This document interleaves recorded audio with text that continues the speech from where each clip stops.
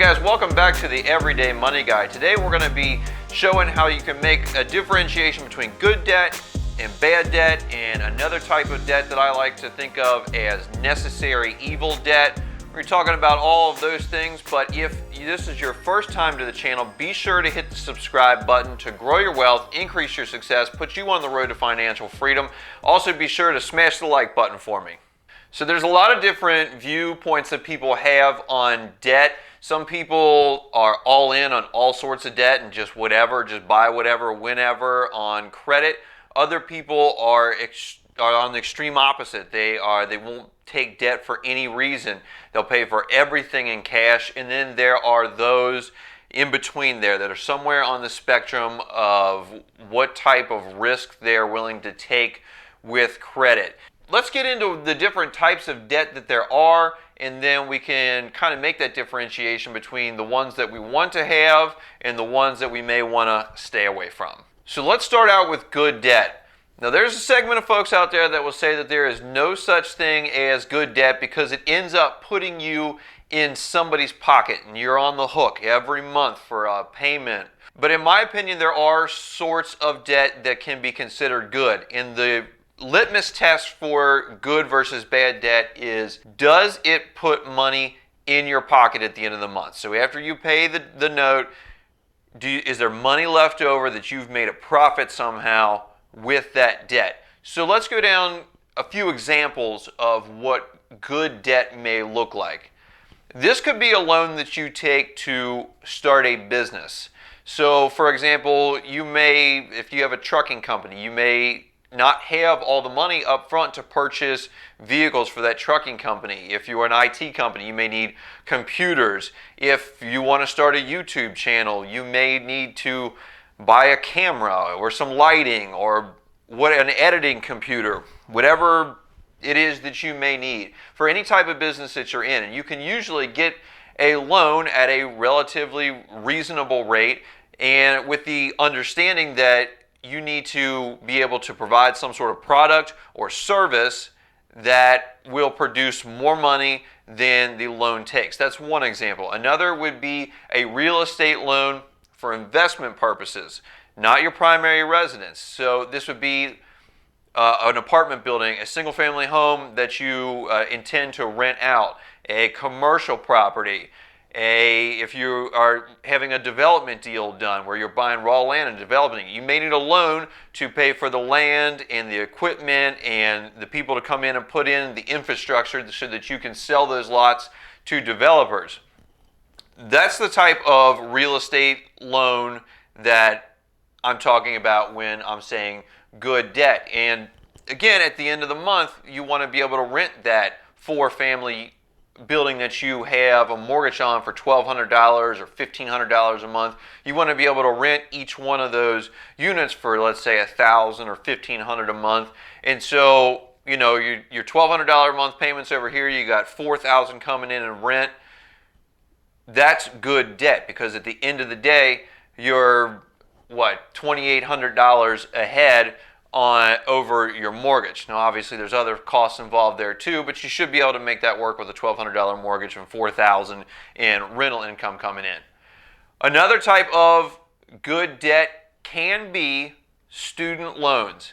If you take a major that has major income associated with it. Before you head off to college, and I know that this is a controversial subject, and it's a lot to think about when you're 18 and graduating high school and thinking about going to college.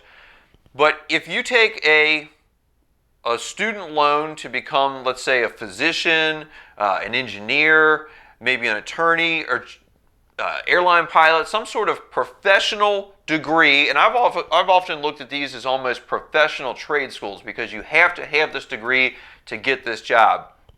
That can be an example of good debt that will end up putting more money in your pocket than not having that degree and working some other type of job, and if you can pay it off in a reasonable amount of time. But the bottom line is that good debt is able to put money into your pocket at the end of the day more so than you would have if you had just paid for these things in cash. And in some cases, it wouldn't even be possible to pay for them in cash up front because you just didn't have that money. Now let's talk about bad debt. These are the types of things that most people take debt on. Not a lot of folks will go out on a limb and take a business loan or take a mortgage for an investment property. A lot of people take student loans, but not necessarily for professional degrees that are going to get them high levels of income that they can invest later on. Most people take bad debt. These are things like credit cards. That's a big time bad debt. Vehicle loans. Buying toys like ATVs, campers, boats, pools, anything that's a toy that's not necessary. And then student loans again, and I got this in both columns because you can spend a lot of money on student loans and get a job that does not pay very well compared to what your student loan balance is. And there's a lot of these majors out there where you need to have either a bachelor's or a master's degree to get jobs in these fields that are only paying $30,000, $40,000, $50,000. And that amount of money can be easily made without a degree at all. Now I understand that you may have a passion for these subjects, but at the end of the day, you need to pay your bills, you need to eat, and things like that. I've put student loans in both categories because it could go both ways depending on how you work that. But basically what I'm looking at here is that bad debt is anything that takes money out of your pocket at the end of the month and is usually for purchasing a depreciating asset, like a vehicle or a toy or something like that that's not going to go up in value. It's not going to throw off any income for you. Now I want to talk about a type of debt that I like to call necessary evil debt. And this is something that I don't think a lot of folks talk about. They always just want to put it in good or bad only. And I have two types of debt in here that are necessary evil debt. And one of them is going to be one that we've heard twice already, and the other one which we mentioned in good debt. So the first one is a home loan for your primary residence.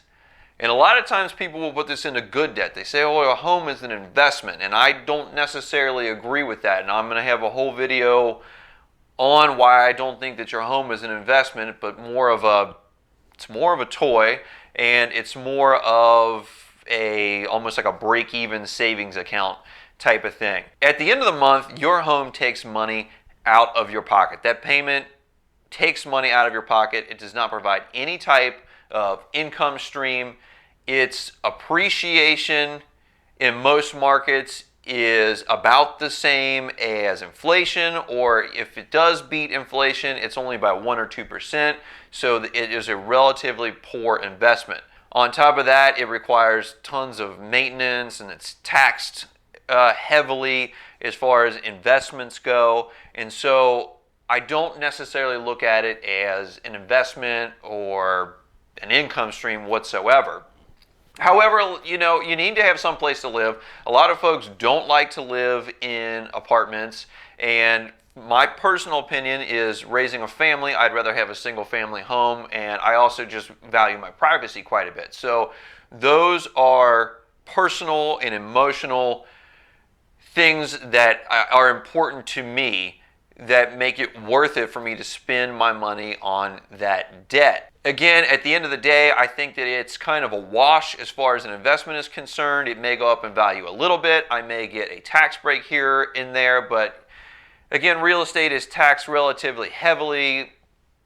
It takes a lot of maintenance to keep it in its top form, and I don't really think that it necessarily qualifies as good debt, and that's why I've put it in this necessary evil debt column. The other one in the necessary evil debt is, again, student loans. That's 3 times that we've heard student loans. It's a bit of a subject, but this is why. If you do desire to be a doctor or a lawyer or what was the other one I used? An engineer or whatever, if you need a professional degree to go after your profession that you would like to work in or you have a passion for, there's a good chance in those cases that you are going to need student loans. I know that physicians go into hundreds of thousands of dollars of debt for student loans. I'm not exactly sure what engineers or anything else go into, but that puts that, by definition, it's a necessary evil. You have to have it in order to take those jobs and get that line of work. And they come with, huge accomplishments.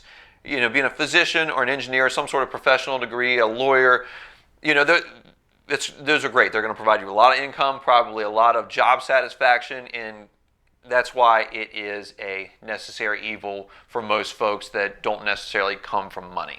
And then the bottom line takeaway that I'd like for you to get from this video is just to try to fight the urge to inflate your lifestyle beyond your level of income and assets right now by taking on bad debt for things that you don't otherwise have the money for. It will make you a slave to your items, so the things that were supposed to give you joy, like your ATV or your boat or your camper or whatever, will become burdens to you that you just have to work more or just sacrifice other things in order to be able to have those things. Load up on the good debt as much as you're comfortable with, things that make you money. Try to avoid as much bad debt as you can. If you want to purchase items with bad debt, just be sure you have the money sitting in an account that's making more than the interest rate that you're paying on, and you'll probably do super duper. Guys, if you like this video, you like the things I have on this channel, I talk about money, success, increasing your wealth, things of that nature, be sure to subscribe to this channel. Be sure to smash that like button for me. It really helps this video. It helps this channel. I appreciate you guys watching, and I'll see you all next time.